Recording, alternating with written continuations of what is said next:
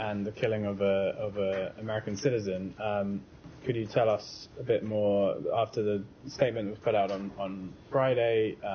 Is there any more you can tell us about this incident and what you've been able to find out about it? So I don't have any additional information for you, Simon. We, as we said on Friday, we are aware of the very tragic death of an American citizen, Aisha Noor Ezgi,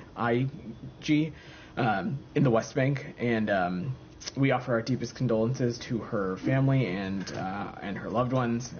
We have urged a swift, thorough, and transparent investigation and are urgently working to get more information as possible as it relates to the circumstances of her death. We have no higher priority than the safety and security of American citizens, especially those that are abroad.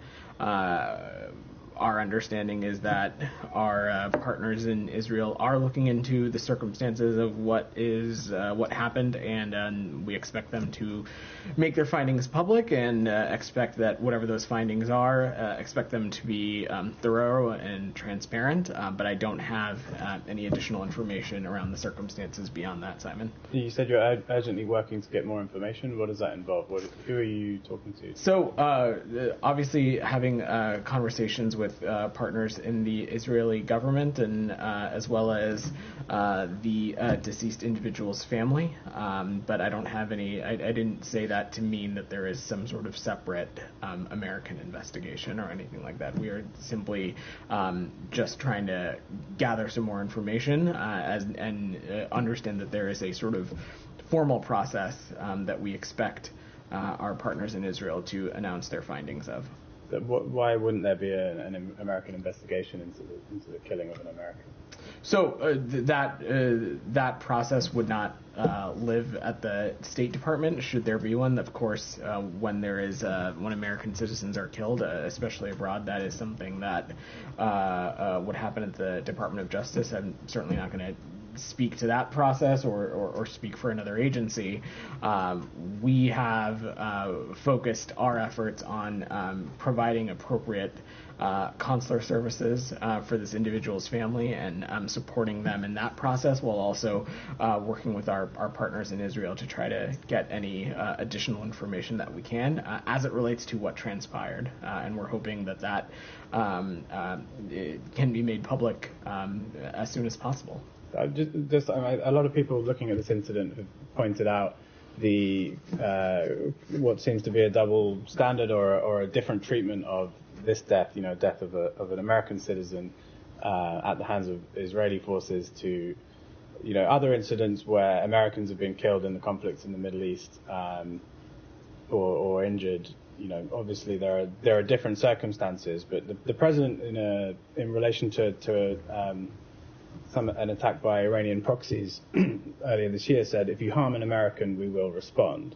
Does that apply in this case, or are we talking about a different standard? Well, it's clear to anybody, Simon, that what the president was talking about in that context was a terrorist attack or a direct attack from a state or non-state actor that intentionally was conducted to put Americans or American citizens in harm's way. And of course, when it comes to the protection of our citizens and our personnel, and if they are targeted, we of course will take appropriate action.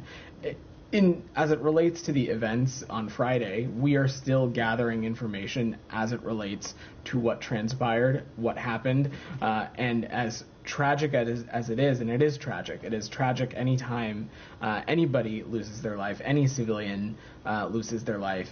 For people who work at this department, it is especially tragic when an American citizen loses their life. But we still don't know with full certainty what transpired and what happened, and that's why we are working to get as much information as we can, as well as encouraging our partners in Israel to quickly and robustly conduct and conclude their process and make their findings public, so we can understand what happened. And should whatever happened deem that there be appropriate accountability, the United States would certainly expect that as well.